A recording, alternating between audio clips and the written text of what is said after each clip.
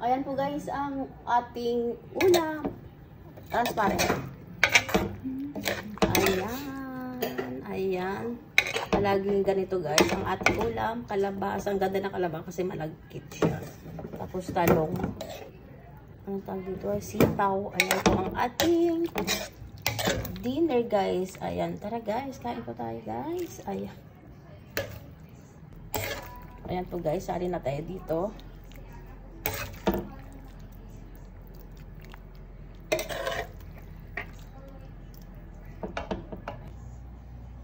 Ayan na po guys, ang ating ulam. Ayan, tara po guys, kain na po tayo.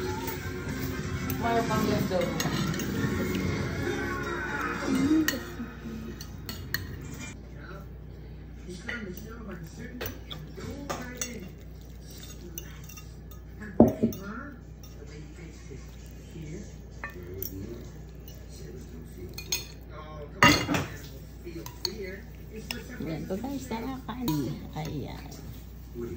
Ayan na po yung ano natin, nakuha nating tamias po guys. Ayan. Tara, kain po tayo.